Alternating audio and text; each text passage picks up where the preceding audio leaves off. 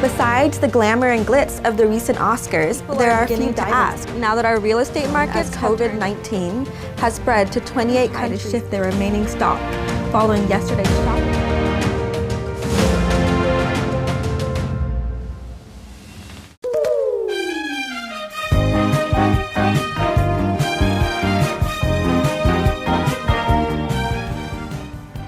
Besides the glamour and glitz of the recent Oscars, there are a few diamonds to deliver here in downtown Hollywood.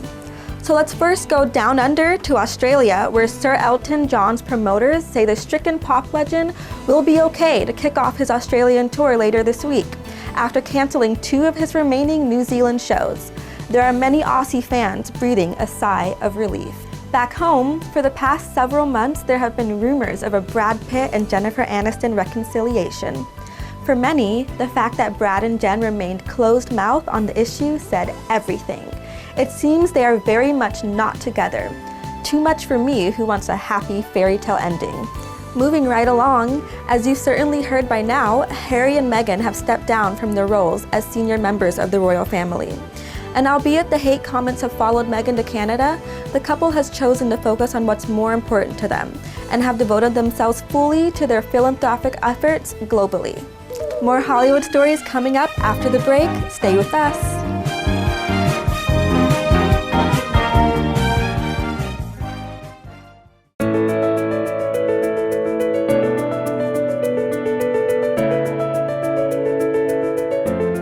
What's ahead for our property markets in the next year or two?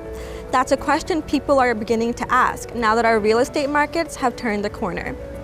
It wasn't that long ago that the media was predicting housing market Armageddon, but the property pessimists have been proven wrong once again. Just as the property markets bottomed out in June 2019 and are now rapidly retracing their steps. The turn in Australia's housing markets has been remarkable, with the rebound in prices higher than any expert had originally predicted. The Melbourne and Sydney markets have been surprising most commentators, with the Melbourne market experiencing its strongest property price recovery ever, and the Sydney market experiencing its fastest rebound in decades. The change in sentiment is driven by a combination of lower interest rates, easier access to credit, and an increased certainty in housing taxation. Nationwide, the property prices are expected to continue to rise until the end of next year. This is Yettie Ogunleye reporting. The novel coronavirus, formerly known as COVID-19, has spread to 28 countries and regions since it was first identified in mainland China in December last year.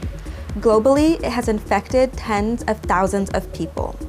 But the outbreak has also seen a rise in anti-Chinese sentiment, xenophobia, and prejudice against people of East Asian descent, especially in Western countries. Now it is claimed that Chinese restaurants are bearing the brunt of this backlash. Some restaurants have signs on the windows announcing that the interior and its surfaces are disinfected daily, in an attempt to reassure worried diners. But these efforts often aren't enough, with the closing of Shark Fin House, a well-known Cantonese restaurant in Melbourne, the first Chinese business to collapse, and many are predicted to follow. This is Yettie Ogunleye reporting. Good evening, I'm Yettie Ogunleye with the news headlines. Motorists could save thousands of dollars off the list price of a new Holden as dealers desperately try to shift their remaining stock following yesterday's shock announcement of the brand's axing. Supermarket giant Kohl's reveals a staff payment issue, setting aside $20 million to cover the costs. Water restrictions for the Greater Sydney and Lower Hunter residents are expected to return to level 1 after dam levels rose above 80%. In international news, authorities are battling to contain the deadly coronavirus and are curbing the movement of 780 million people, with some areas completely sealed off in China. Iranian President Hassan Rouhani has claimed he doesn't believe the US will pursue war with his country because it will harm President Donald Trump's 2020 re-election bid. And in Berlin, Germany, 1 person has been killed and 4 others injured in a shooting outside an event venue. All of these stories coming up tonight in our 6 o'clock news bulletin.